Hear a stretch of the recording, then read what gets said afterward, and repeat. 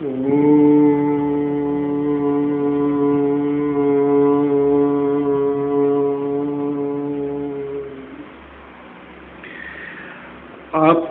अज्ञान खत्म करके हम आपको साधना के लिए तैयार कर रहे हैं और बता रहे हैं कि ज्ञानी और अज्ञानी में क्या फर्क होता है। ज्ञानी कभी साधना के पथ पर नहीं चल सकता, इसलिए आपका अज्ञान खत्म करके आपको असली ज्ञान दे रहे हैं और ज्ञानी के लक्षण बता रहे हैं। ज्ञानी की दृष्टि में दोष नहीं होता, वह दृष्टि में दोष आने नहीं देता। आम लोगों को ज्ञानी व अज्ञानी में बाहरी तल पर कोई अंतर दिखाई नहीं देता, पर भीतरी तल पर, अंतःकरण के तल पर ज्ञानी और अज्ञानी में जमीन आसमान का अंतर होता है। ज्ञानी अपनी दृष्टि में दोष कभी नहीं आने देता, वह सब आकृतियों में प्रभु की प्रेजेंस को महसूस करता है, प्रभु को देखता है। उसकी नज़रों में प्रभु के सिवाय संसार में दूसरा है ही नहीं, किसी का कुछ नहीं, मेरा भी कुछ नहीं, सब कुछ प्रभु का, मैं भी प्रभु का। ज्ञानी की दृष्टि में प्रभु न्यायकारी है, वह प्रभु के न्याय पर कभी शक नहीं करता, किंतु परंतु नहीं करता। जीवन के हर उतार चढ़ाव को प्रभु का न्याय समझकर स्वीकार करता है।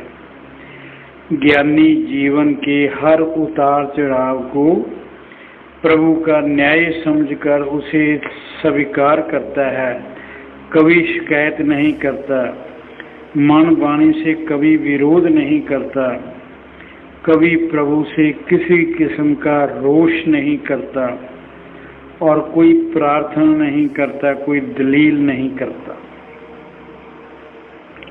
और ना ही कोई अपील करता है। अपने को सही साबित करने के लिए प्रभु के न्याय का कोई विरोध नहीं करता, न्याय को बदलने के लिए प्रभु से कोई अपील नहीं करता। सब स्वीकार, सब स्वीकार। वह भिखारियों की तरह हर समय प्रार्थना नहीं करता, पूर्ण शांत व तृप्त रहता है, भीतर से जगा रहता है, भीतर से बेहोश नहीं होता, विवेक पूर्वक रहता है, भीतर से सदा प्रभु की चैतन्य शक्ति के रूप में उसे देखता है। प्रभु से कुछ छिपाया नहीं जा सकता, इसलिए ज्ञानी पुरुष सदा होशियार रहता है कि कहीं कोई गलती ना हो जाए। इतना होशपूर्वक जीवन बिताता है और वो जानता है कि प्रभु से कुछ छिपाया नहीं जा सकता, इसलिए हर कर्म पूर्ण होश पूर्वक और विवेक पूर्वक करता है। अपने परिवार का पालन पोषण नेक कमाई से करता है, ईमानदारी की थोड़ी कमाई में ही संतुष्ट रहता है। उसके आचरण में न झूठ होता है, न फरेब होता है, न हेरा फेरी, न मिलावटखोरी, न रिश्वतखोरी। सदा होश पूर्वक रहकर, सदा सचेत रहकर महसूस करता है प्रभु सब देख रहा है, कहीं गलती न हो जाए। प्रभु मेरे विचारों को देख रहा है, प्रभु मेरे कर्मों को देख रहा है। ज्ञानी पुरुष संसारक व परिवारक जिम्मेवारियों को बखूबी निभाता हुआ बंधन मुक्त रहकर प्रभु स्मरण में लगा रहता है। उसका हर कार्य प्रभु का कार्य, हर कार्य प्रभु की पूजा। वह सामाजिक जिम्मेवारियों को बोझ नहीं समझता, उनको पूरा करने के लिए अनगैली नहीं करता। वह सब कुछ करता हुआ, अपनी जिम्मेवारियां निभाता हुआ भी निर्लिप्त रहता है।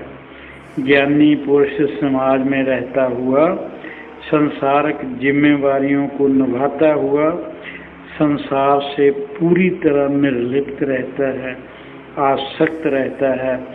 वह कभी अहंकार व वासना वश कार्य नहीं करता, कामना व फलाकांक्षा वश कार्य नहीं करता। संसार में रहता हुआ बंधन मुक्त रहता है, निर्लिप्त रहता है, बेचैनी व चिंता व भय से मुक्त रहता है। हर पल प्रभु के चिंतन में बिताता है, काम करता हुआ भी प्रभु का चिंतन, हर समय प्रभु का चिंतन करता है। सब प्रकार से हर तरह से संतुष्ट रहता है। अब तक मैंने जो बात की, क्या समाज में रहते हुए ये पॉसिबल है?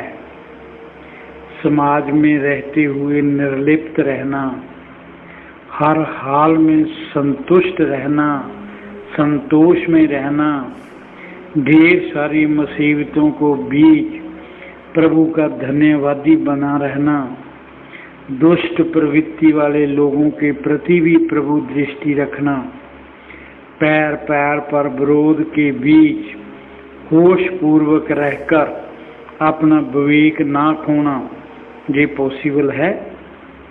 क्या ये सब पॉसिबल है? लोभियों को बीच रहते हुए, सीना झपटी करने वालों के बीच रहते हुए तथाता में रहना, क्या ये पॉसिबल है? समाज में रहते हुए समाज को चैलेंज समझते हुए साधना पथ पर चलना आसान काम नहीं। घर के मेंबर बस समाज पैर पैर पर बेचैन करेंगे, अशांत करेंगे, टॉन्च करेंगे। कई लोग तो आसान तरीका ढूंढ लेते हैं, गुमनाम होकर जप तप करते हैं, घर से भागकर गुमनाम होकर जप तप करते हैं, परंतु इससे आप कभी परिपक्व नहीं हो सकते। याद रखो, परिस्थितियों से डरकर भागकर अगर जप तप करने के लिए गए तो कभी परिपक्व नहीं हो सकोगे। संसार से भागकर एकांत में रहकर अपना आत्म निरीक्षण नहीं कर सकोगे, कच्चे रह जाओगे, अपनी कमजोरी को पहचान ना सकोगे, कमजोरी को जान ना सकोगे। जब कमजोरी की पहचान ही नहीं हुई, कमजोरी को जान ही ना सके तो आत्मनिरीक्षण कैसे करोगे?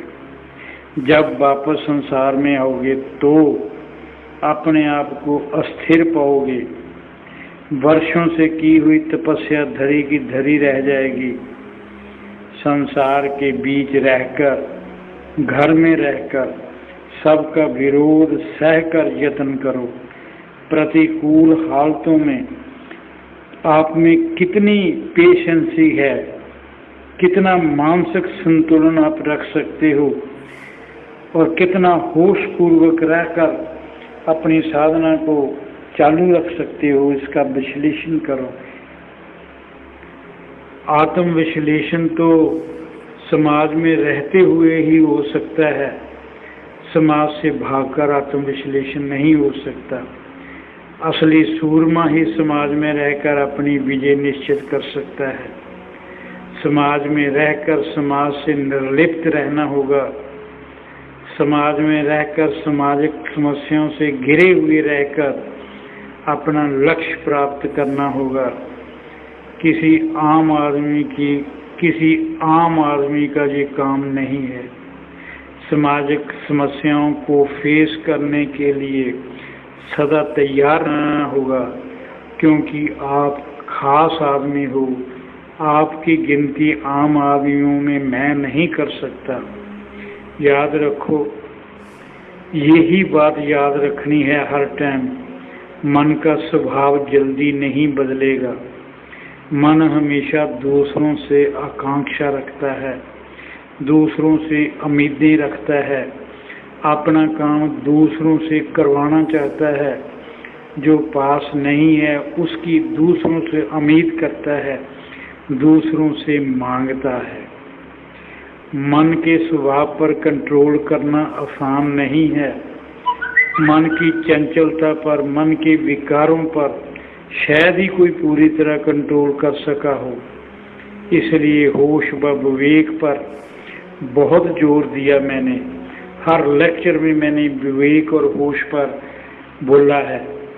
साधक को हमेशा होश और विवेक का ध्यान रखना पड़ेगा कि कहीं कामनाएं वासनों से भरा मन साधना में प्रोग्रेस नहीं कर सकता। होश यही रखनी है, विवेक यही रखना है कि जब तक मन में कामनाएं और वासनाएं रहेंगी ये साधना नहीं कर सकता। साधना का दिखावा तो कर सकता है, साधना नहीं कर सकता।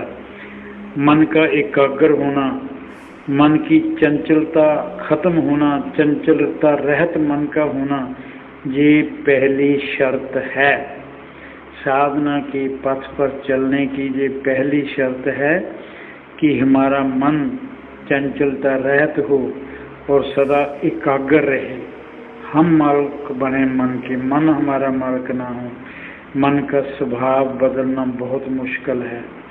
मन स्वभाव से चिंतन करता है, स्वभाव से दुखी सुखी होता है, स्वभाव से ही ग्रहण त्याग करता है, स्वभाव से ही हट करता है, स्वभाव से ही आलस करता है, स्वभाव से ही आपको इसने संसार के साथ बंधा रखा है।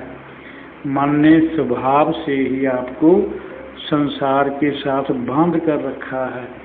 स्वभाव से ही ये मोक्ष की कामना करता है, स्वभाव से ही ये साधना की कामना करता है। वैसे तो शरीर में प्रभु ने जो कुछ बनाया है सब अपने अपने स्वभाव से काम करते हैं। जैसे मन स्वभाव से धड़कता है, फेफड़े स्वभाव से अपना काम करते हैं, इंटेस्टाइन अपना काम स्वभाव से करता है, किडनी अपना काम स्वभाव से करता है। हम इनके स्वभाव को नहीं बदल सकते, हम इनके काम में रुकावट नहीं डाल सकते, हम अपनी मर्जी से इनसे काम नहीं ले सकते। सिर्फ एक मन ही ऐसा है जो हमारे कंट्रोल में हो सकता है। मन के स्वभाव को बदलने के लिए सबसे पहले प्रभु के नियमों में पूर्ण विश्वास होना चाहिए। इससे मन की चिंता कम हो जाएगी, मन का भय कम हो जाएगा और हम इसको साधना की ओर अग्रसर करने में सफल हो सकते हैं। होंगे, जरूर होंगे, अगर गुरु चाहे करोगे। ओम शांति।